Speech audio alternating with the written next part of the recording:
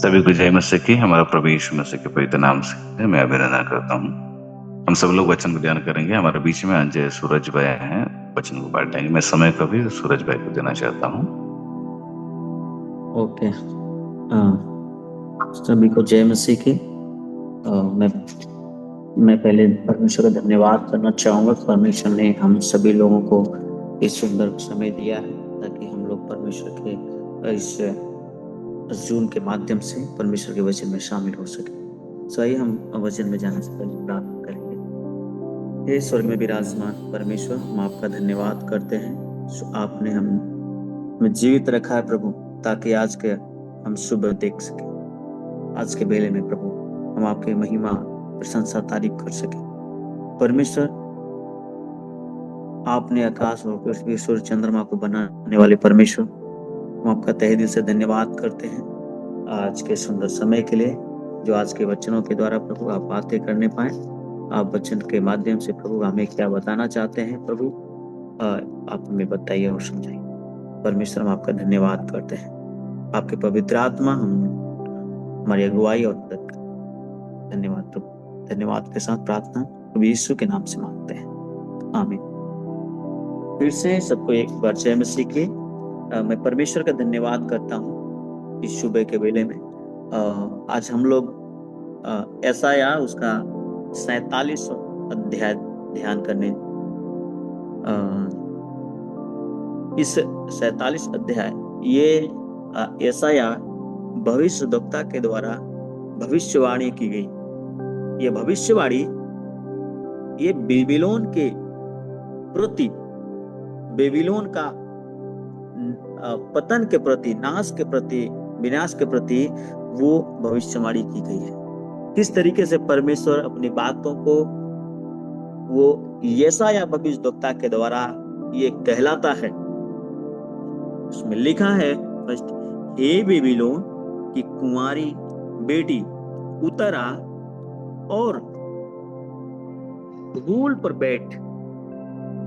हे कसदियां की बेटी, तू बिना सिंहासन भूमि पर बैठ, क्योंकि तू अब फिर कोमल और सुकुमार न कहे।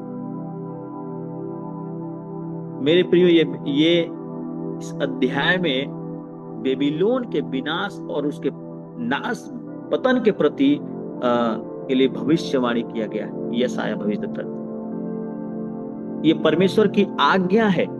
ये परमेश्वर आदेश दे रहा है कि उतर आने के लिए। ये बेबीलोन के लिए आज्ञा है, ताकि परमेश्वर किस तरीके से उनका नाश करने के लिए जा रहा है, ताकि वो जाने, वो सुने कि क्यों परमेश्वर उनको नाश करने के लिए जा रहा है। जैसे लोग एक जानवर को या किसी को बुलाते हैं, उसको आदेश देते हैं, वो बात तो सुनते हैं, वैसे ही परमेश्वर अपने भविष्यद्वक्ता के द्वारा ये बेबीलोन के लिए ये आदेश दे रहा है, उनको आज्ञा दे रहा है कि ऐसे ही उनको बुला रहा है। चक्की लेकर आटा पीस, अपना घूंघट हटा और घाघरा समेट ले, और उघारी टांगों से नदियों को पार कर। तेरी नग्नता उघाड़ी जाएगी और तेरी लज्जा प्रकट होगी। मैं बदला लूंगा और किसी मनुष्य को न छोड़ूंगा। मेरे प्रियो, परमेश्वर इस बात को कहता है। वो कुंवारी का मतलब ये इसलिए कह रहा है ताकि वे बेबीलोन एक ऐसा जगह, ऐसा देश, ताकि वो अपने आप पर घमंड करता है, वो सभी लोगों को गुलाम कर रहा है। कभी वो गुलाम नहीं, इसलिए वो उसको कुंवारी के माध्यम से उसको बुलाया जा रहा है, कहा जा रहा है। परमेश्वर उन्हें कहता है, तेरी नग्नता उघाड़ी जाएगी। मतलब एक नंगापन का मतलब यह है, उघाड़ना का मतलब यह है कि अपमान को हम देखते हैं बाइबल में बहुत से ऐसे जगहों पर जब परमेश्वर ने उन कपड़े नहीं, उनको अंगरक्षा नहीं बनाया था, आदम हवा को नहीं दिए थे, वे नंगे थे, लेकिन उस वे अपने आप को लज्जा नहीं महसूस कर। लेकिन यहाँ पर हम देखते हैं, अगर इस समय कपड़े रहने के बाद भी अगर कोई उसको कपड़ा न पहने, नंगा रहे, तो ये एक अपमानजनक की बात बताया जा रहा है। इस तरीके से उन्हें कहा जा रहा है कि उघाड़े जाएंगे, मतलब कि अपमान के तरीके से उनका अपमान होगा। क्यों क्यों परमेश्वर इस तरीके से उन्हें कह रहा है, क्यों ये बातें उन्हें बता रहे हैं? क्योंकि उनके उनके कार्य ऐसे हैं, उनके व्यवहार ऐसे हैं, इसलिए परमेश्वर उन्हें ऐसी बातें कर रहा है। लिखा है ये नग्नता का मतलब ये है कि एक अपमानजनक अपमान ये बेबीलोन के लिए है। कि बेबीलोन इस तरीके से उनका अपमान होने वाला है। और हम पढ़ेंगे, हमारा छुटकारा देने वाला का नाम सेनाओं का यहोवा और इस्राएल का पवित्र। हे कसदियों की बेटी, चुपचाप बैठी रहे और अंधियारे में जा, क्योंकि तू अब राज की स्वामिनी न कहलाएगी। ये बेबीलोन ऐसा गुलाम, अपने बस में करने वाला, ये अपनी इच्छा या अपने कंट्रोल में कर रहे, लेकिन इनका जो अपने आप को महान कहलाने का, ये अब परमेश्वर इन्हें घटाने के लिए चाह रहे हैं, इनका नाश करने के लिए चाह रहा है। ये भविष्यद्वक्ता के द्वारा भविष्यवाणी किया जा रहा है कि किस तरीके से उनका परमेश्वर, अब इनका समय खत्म हो गया, परमेश्वर इन्हें नाश करने के लिए चाह रहा है। और छठे पद में हम देखेंगे कि मैंने अपनी प्रजा से क्रोधित होकर अपने निज भाग को अपवित्र ठहराया और तेरे वश में कर दिया। तूने उन पर कुछ दया न की, बूढ़ों पर भी तूने अपना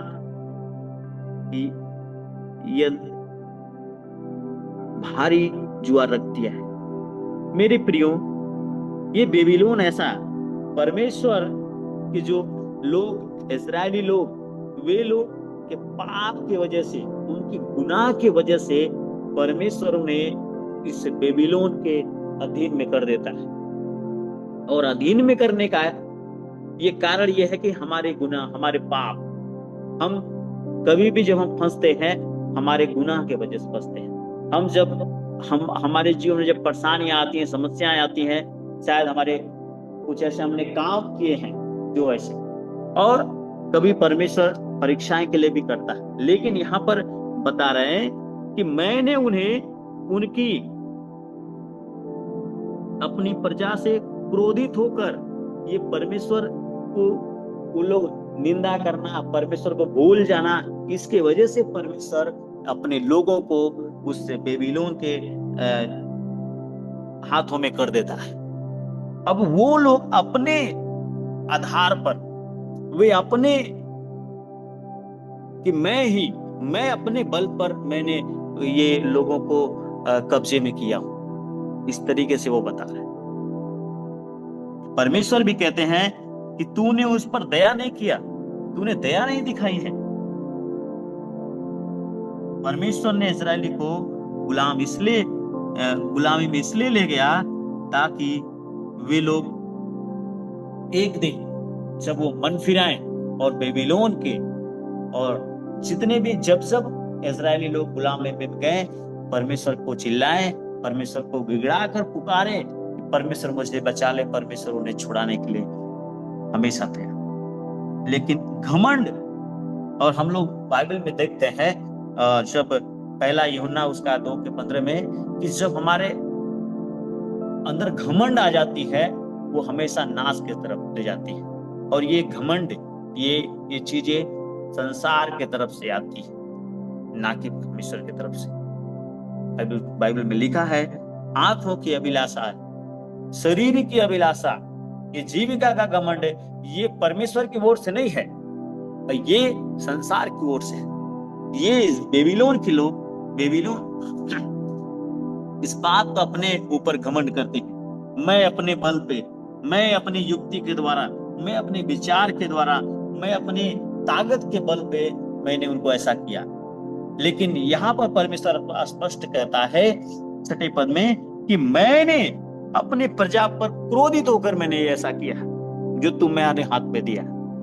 लेकिन और हम देखेंगे कि तूने कहा मैं सर्वदा स्वामिनी बनी रहूंगी, इसलिए तूने अपनी मन में इन बातों पर विचार न किया और यह भी नहीं सोचा कि उनका क्या फल होगा। ऐसा तूने किया, मैंने क्यों उनको आप तेरे हाथों में दिया और तूने अपने लिए ऐसा कर रहा है, उनको सताओ कुछ भी है। ये वचन हमें भी एक सीख बताती है कि जब हम हमारे परमेश्वर के प्रति जब हम ऐसे कार्य करने लगते हैं, परमेश्वर के विरुद्ध में जाने लगते हैं, परमेश्वर हमारे जीवन में वो उस आधार पे ढकेल देता है ताकि हम एक गुलामी के तौर में चले जाएं। हम बीमार पड़ते हैं, हम परेशानियां में होते हैं, हम अपने लिए हमें परमेश्वर से प्रार्थना करें। परमेश्वर हमारी गलतियों को क्षमा करने वाला परमेश्वर है और वो हमें क्या करेगा, हमारे हर एक गुनाहों को हटा डालेगा, हमें क्षमा करेगा। परमेश्वर हमें बचाने वाला है। और यहाँ पर भी वो बेबीलोन के लोगों को इस तरीके से बताया जा रहा है कि इसलिए सुन, तू जो राग रंग में उलझी हुई निडर बैठी रहती है और मन में कहती है कि मैं ही हूं और मुझे को छोड़ कोई दूसरा नहीं, मैं विधवा के समान न बैठूंगी और न मेरे बाल बच्चे मिटेंगे। घमंड, ये घमंड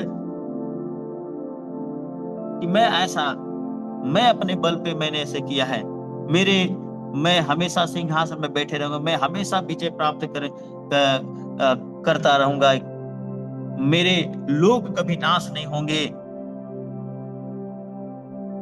लेकिन परमेश्वर अपने लोगों को छुड़ाने के लिए ये इस घमंड को तोड़ता है, उस बेबीलोन के घमंड को तोड़ने के लिए वो कहते हैं सुन, ये दोनों दुख अर्थात लड़कों का जाता रहता और विधवा का जाना अचानक एक ही दिन तुझ पर आ पड़ेगी। तेरे बहुत से टोनों और तेरे भारी भारी तंत्र मंत्रों में रहते भी वे तुझ पर अपने पूरे बल से आ पड़ेंगे। हम कहते हैं वहां के निवासी, बेबीलोन के निवासी लोग, वहां के जितने लोग अपनी बुद्धि पर घमंड करना, अपनी जादू पे घमंड करना, अपने ऊपर खुद पर विश्वास करते हैं कि मैं अपने बल पे ऐसा किया। लेकिन परमेश्वर उस सारे घमंड को तोड़ने के लिए परमेश्वर कहता है, उनके पतन के विषय में भविष्यवाणी भविष्यवक्ता इस बात को बताते हैं कि उनका किस तरीके से नाश होने के लिए चाह रहा है। लिखा है, तूने अपनी दुष्टता पर भरोसा रखा, तूने कहा कि मुझे कोई नहीं देखता है, तेरी बुद्धि और ज्ञान ने तुझे बहकाया और तूने अपने मन में कहा कि मैं ही हूं और मेरे सिवाय कोई दूसरा नहीं। बेबीलोन, इस लोग अपने विचार पर, अपने जादू टोनों पर, अपने ज्ञान पर, अपनी बुद्धि पर इस बात को घमंड करते हैं, भरोसा रखते हैं। आई बताती है कि तूने मुझे अपने आप में वो जो घमंड करते हैं कि मेरी बुद्धि है, मेरे ज्ञान ने, लेकिन परमेश्वर कहते हैं कि परमेश्वर के वचन में लिखा है कि वो सारे टूटने के लिए चाह रहे हैं, वो सब चीज नाश होने के लिए चाह रहे हैं। जब भी हम अपने अंदर घमंड करते हैं, जब भी बेबीलोन घमंड किया, जब भी मिस्र के लोग घमंड किए, जब भी परमेश्वर के विरोध के लोग घमंड किए, वो हमेशा नाश होते हैं। और परमेश्वर हमेशा उस घमंड को, परमेश्वर के वचन में लिखा है, ये संसार की तरफ से आते हैं, घमंड संसार की तरफ से आते हैं, ये अभिलाषा, ये चाहत संसार की तरफ से आते हैं, पुराने नियम से। और उससे पहले हम देखते हैं कि स्वर्ग से ही जब घमंड लूसीफर ने किया, परमेश्वर घमंड को कभी पसंद नहीं करता।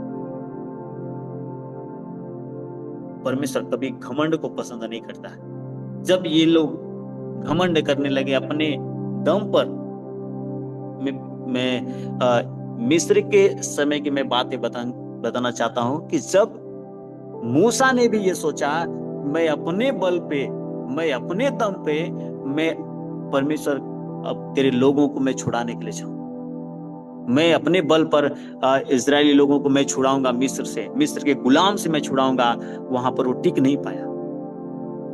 फिर परमेश्वर ने उन्हें दूसरे जगह पे भेज दिया ताकि वे अपने आप को नर्म महसूस करें, अपने आप को कमजोर, ताकि ये परमेश्वर की ताकत जब आती है उसके अंदर, फिर वो दोबारा जब मिस्र देश में आया तो परमेश्वर की सामर्थ्य लेकर आया और वहां पर परमेश्वर अपने कार्य को दिखाया।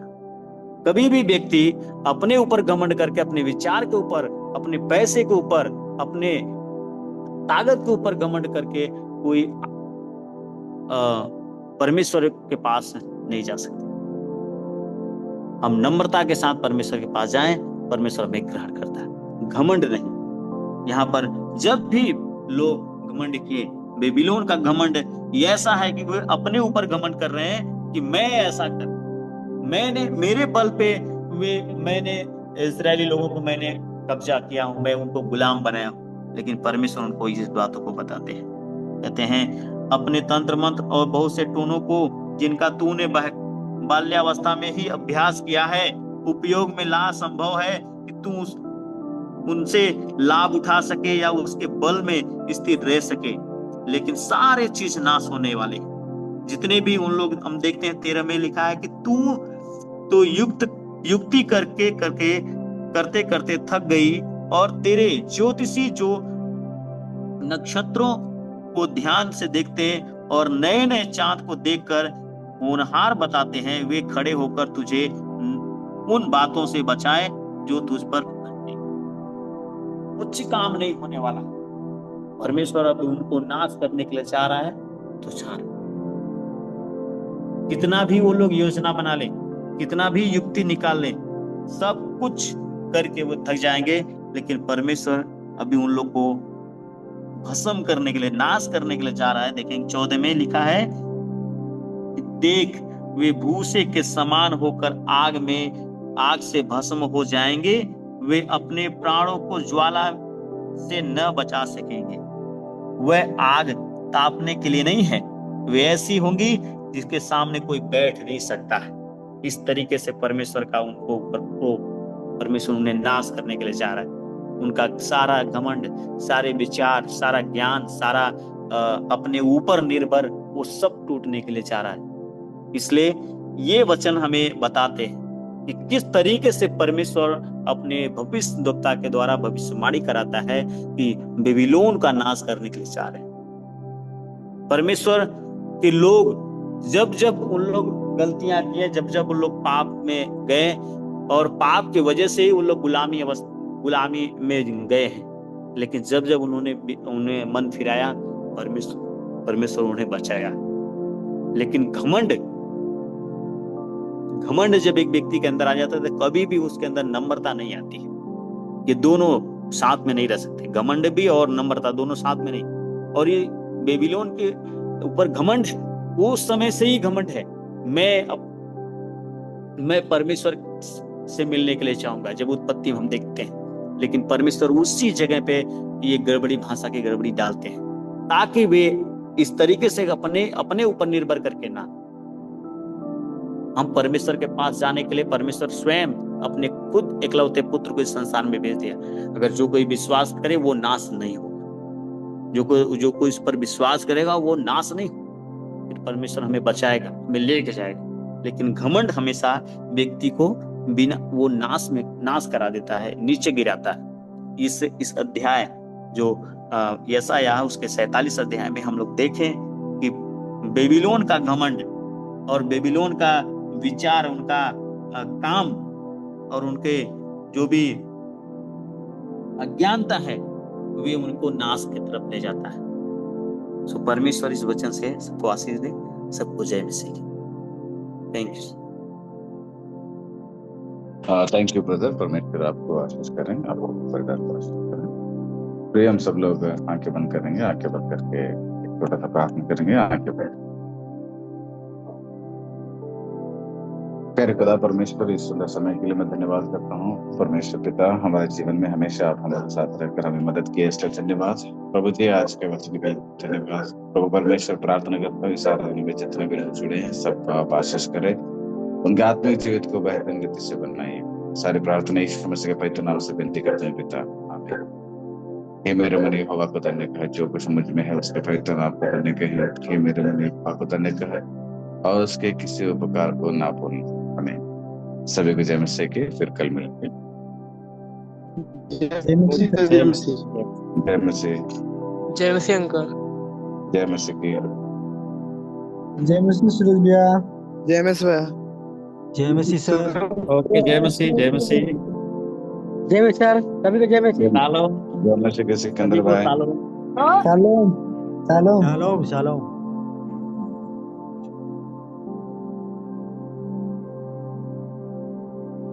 शालोम।